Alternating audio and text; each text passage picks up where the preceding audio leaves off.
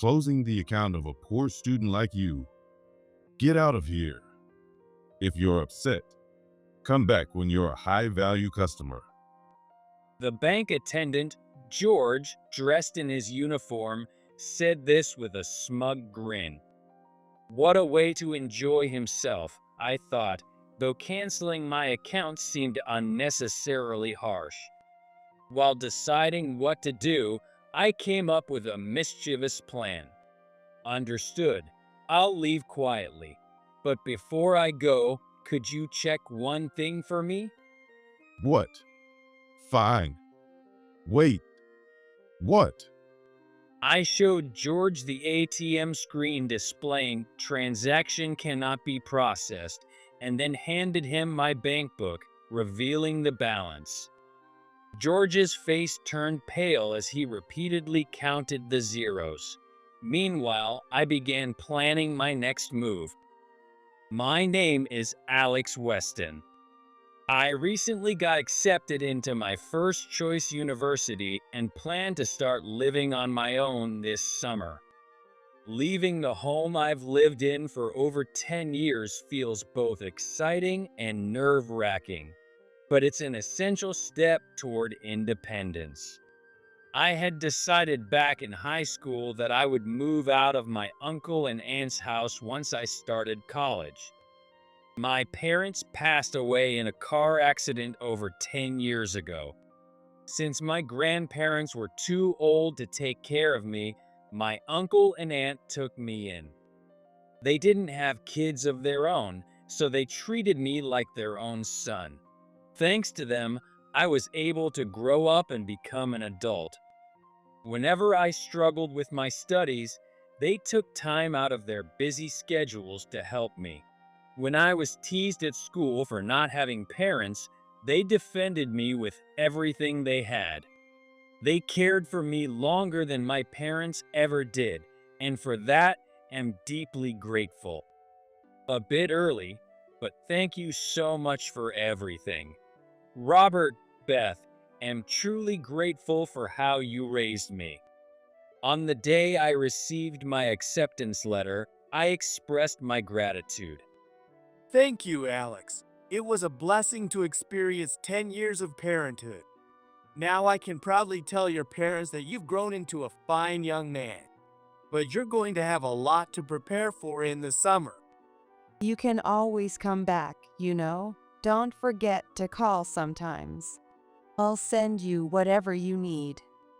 Even though it wasn't a permanent farewell, Beth dabbed her eyes with a handkerchief and sobbed, leaving me a bit embarrassed. But looking back, I realize I underestimated the reality of independence. I was shamefully unprepared for the responsibilities of daily life, as Robert and Beth had always handled them for me. I had no idea that preparing to live on my own would involve so many complicated tasks.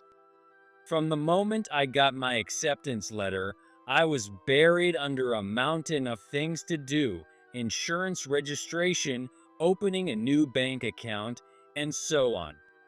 Let's arrange for your tuition and fees to be deducted from your account, Alex. You should open a university account to manage your expenses and tuition separately. Once I found an apartment, I had to set up utilities like water, electricity, and gas. I also needed to buy furniture and appliances for my new place.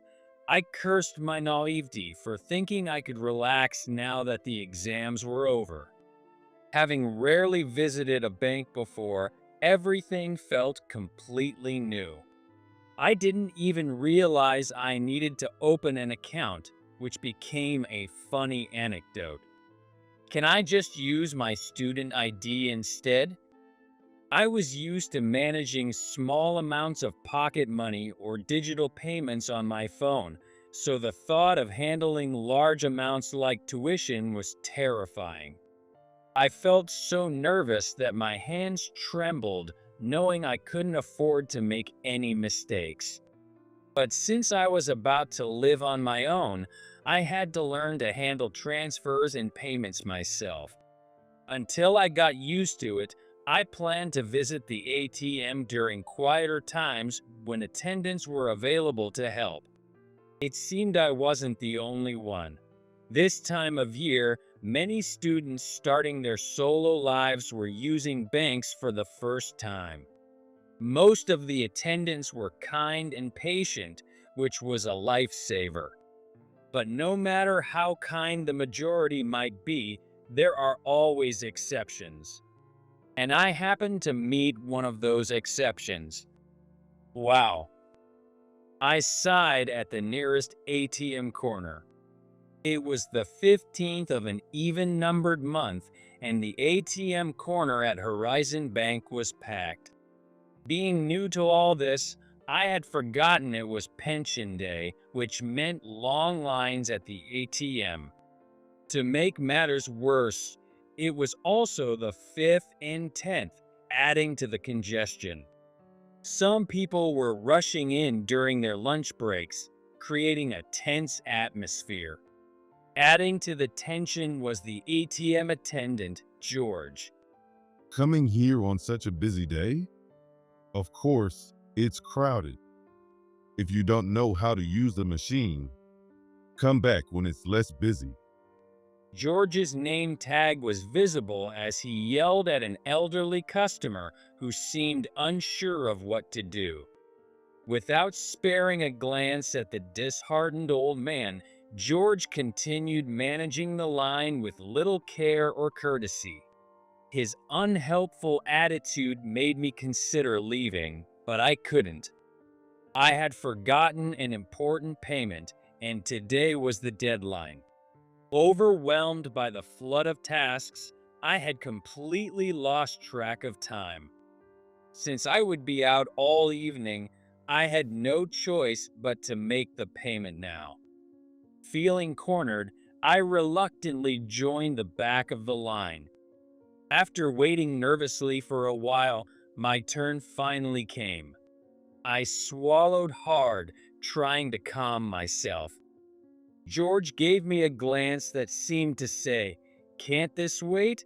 making me even more uneasy.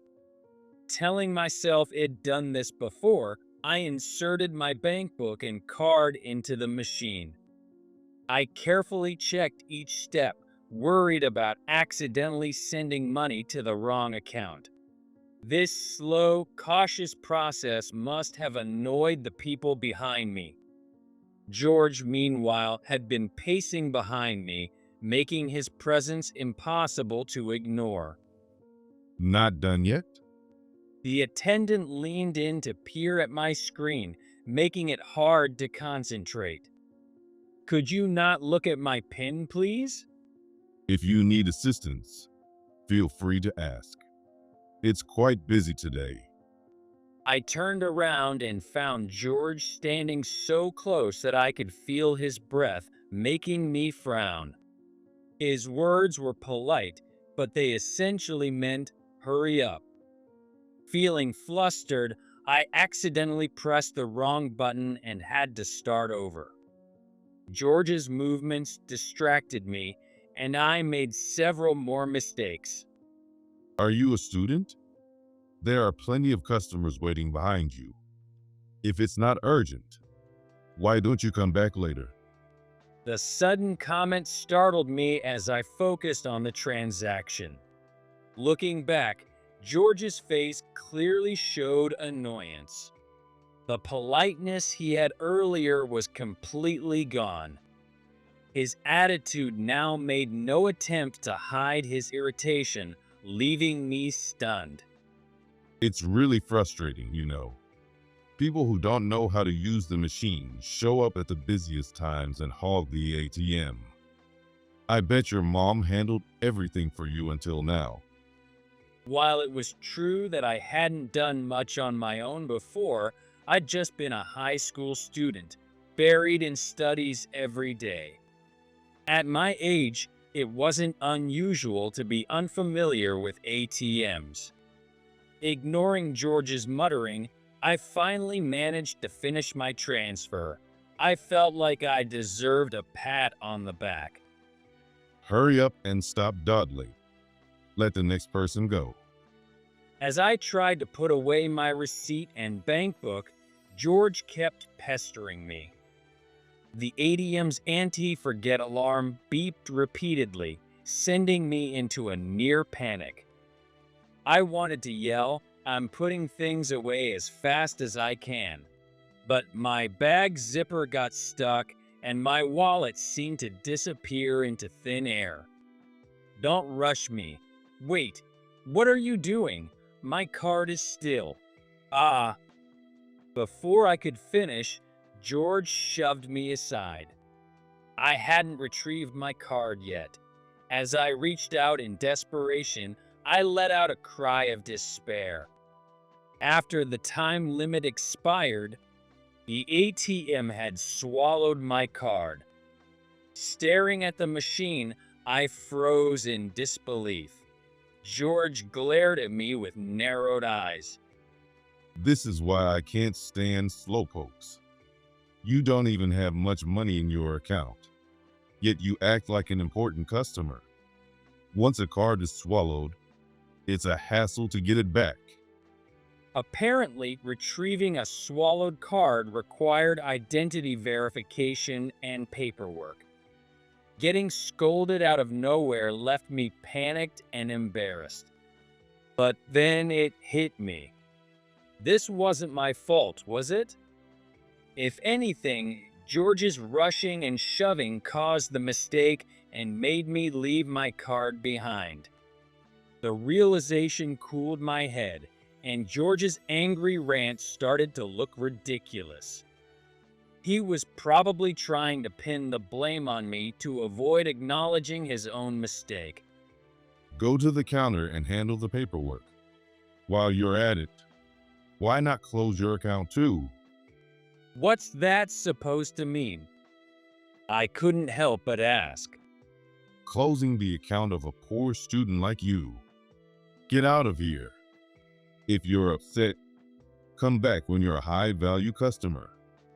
Sure, I was an inexperienced student, but even I knew this wasn't how a customer should be treated.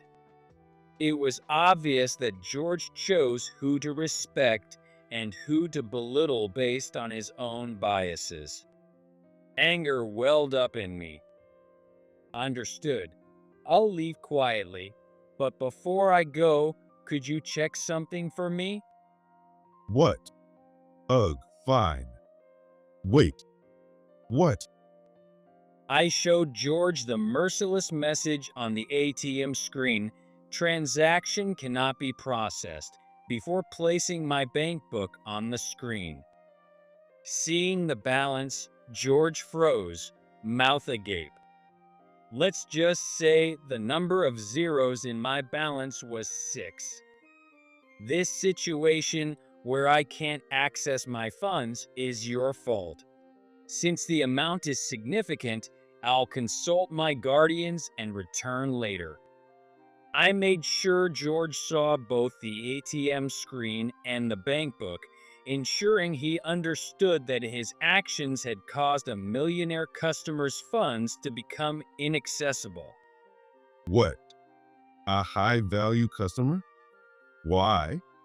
How? You're just a student. Why does my account have such a large balance? Sadly, it's my inheritance from my parents and grandparents. Since my parents died in an unexpected car accident, I received their life insurance and compensation. Later, when my grandparents passed away peacefully, I inherited their assets through legal succession. My grandparents had been relatively wealthy, which left me with a balance not typical for a student. My uncle, who is an attorney, not only took me in and raised me, but also managed my assets as my legal guardian.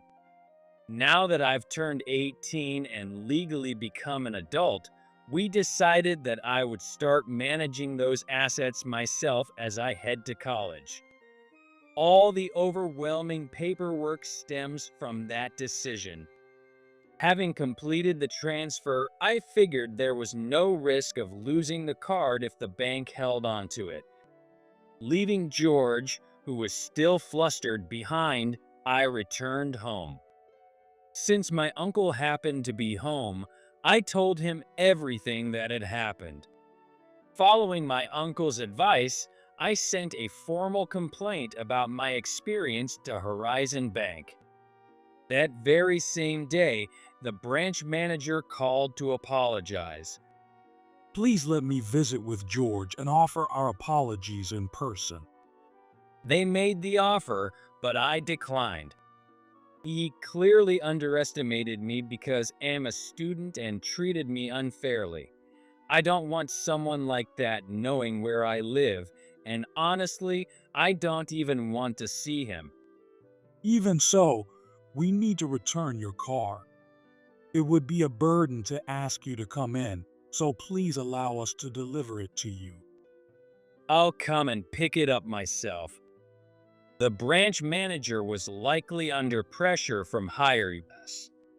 They were quite insistent. As I went back and forth on the phone, Robert, who had been listening, gestured for me to hand it over. This is Alex Weston's legal counsel, Robert Weston.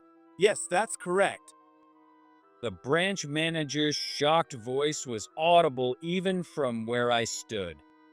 But my uncle, a seasoned professional, quickly resolved the situation. Soon enough, it was agreed that Robert and I would visit the bank to retrieve the card. When we arrived at the bank, we were immediately escorted to the reception room and treated with the utmost respect. While my uncle seemed used to this, I, who had been just a high school student until recently, was overwhelmed by the intimidating atmosphere. My heart wouldn't stop pounding. My sincerest apologies for my failure to properly train our staff. The branch manager apologized so sincerely while George stood there with a sullen expression, only giving a slight nod. That wasn't an apology, it was a mere gesture of acknowledgement. Even I, inexperienced as I was, could tell the difference. Is this his usual attitude toward customers, or was he just having a bad day? After looking into it, we found that George has repeatedly exhibited this behavior toward customers. We were aware of occasional complaints. According to the branch manager, working as an ATM or lobby attendant involves learning a lot of detailed procedures. Since the job also involves dealing with increasingly demanding customers, turnover is high. With staff shortages already a problem, losing a permanent employee would be a big issue, so they often hire part-time workers through temp agencies. George, despite being a temp worker, had been at the bank for over 5 years. His knowledge of policy changes and operational details made him reliable in many ways. However, his moodiness and tendency to lose motivation after criticism were major drawbacks. The branch manager admitted he often struggled to manage George. Occasional complaints?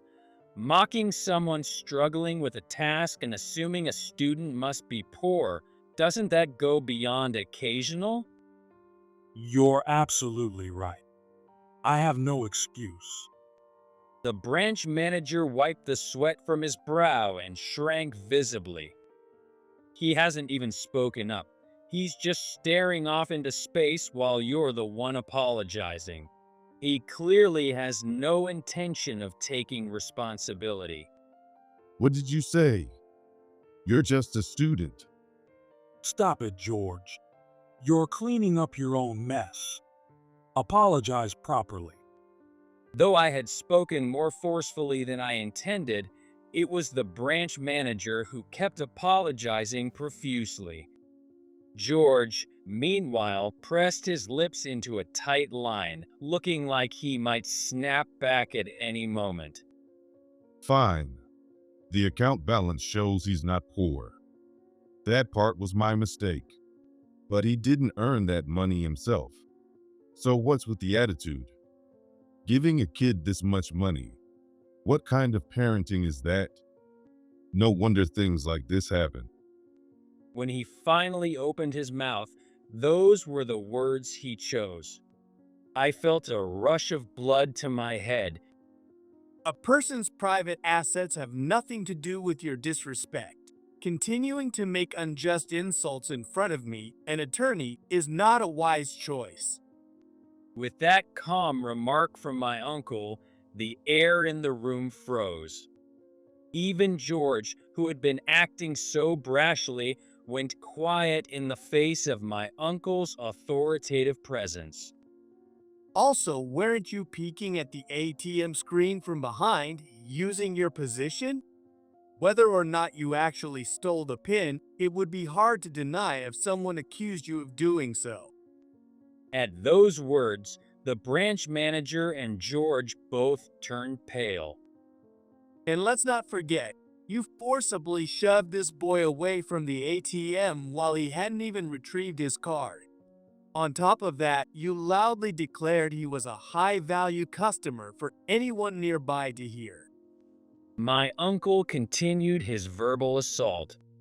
Though usually calm and gentlemanly, once angered, he would unleash the full weight of his legal knowledge to corner his opponent. I knew just how intimidating that could be. From both a privacy and security perspective, this is highly regrettable. If personal information were leaked, we'd have no choice but to take action. After all, some might share George's belief that it's inappropriate for a student to hold significant wealth. Why was I starting to sweat? Even though I wasn't the one being scolded, the tension was palpable. For George and the branch manager, who were directly responsible, this must have felt like a nightmare. Between the insults to this boy, the matter of peeking at his PIN, and everything else, we have many grievances. But we're not looking to escalate this unnecessarily. How about we settle this with a sincere apology from George and by changing the PIN? Does that sound fair? My uncle's tone was gentle, even cheerful, but his words were ruthless. He was essentially saying that if they didn't apologize properly, he would escalate the issue and report it to the relevant authorities. As a temp worker who had both peeked at a customer's PIN and inadvertently disclosed the wealth of a client, George was in a precarious position. And the branch manager, being responsible for managing him, was equally at risk. At minimum, the two of them would face severe disciplinary action, and in the worst case, they might lose their jobs. If it escalated to a lawsuit, the fallout would be devastating. I deeply apologize for my actions as a bank employee. Please forgive me. Seconds later, George and the branch manager both offered a sincere apology for the inconvenience. Later, the branch manager sent a formal proposal for corrective measures to my uncle's law office. Among the listed measures was George's reassignment, which made me chuckle despite myself. Apparently, the incident was widely shared among the bank staff as a cautionary tale, leaving George in an awkward position. The branch manager, who had long struggled to deal with George, decided not to renew his contract after considering this incident and his past behavior. To prevent retaliation against me, George would be employed until the end of his term, but the temp agency had already been informed. In effect, he was being fired. At over 50 years old, George, who had caused trouble at his placement would likely struggle to find another assignment. Even if he did, it would probably come with significantly worse terms. As a temp bank employee, he must have enjoyed decent pay, which made this all the more unfortunate. My uncle speculated that George had begun to confuse the prestige of the bank with his own standing, leading to this downfall. Apparently, this happens more often than one might think. As for me, I wasn't spared from my uncle's scolding. Flashing your bank book like that, even to a bank employee, was careless, he told me, and I couldn't argue. It was a hard lesson learned. Since then, I've changed my PIN and am preparing to move into my new apartment, so am reasonably secure for now. My uncle also advised me to open several accounts to diversify risk and comply with deposit insurance limits.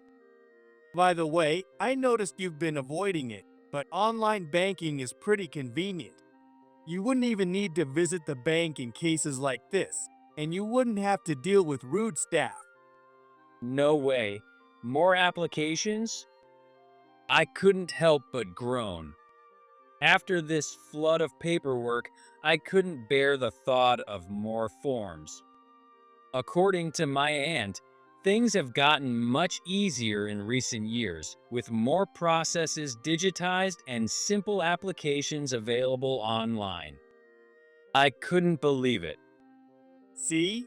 Putting off tasks because they're a hassle is what led to this mess. Once you set it up, it'll save you a lot of time and effort. For managing expenses, I recommend debit cards over credit cards, by the way. Listening to my uncle's cheerful explanations, I collapsed face first onto the table. It seemed my endless journey through bureaucratic hell was far from over.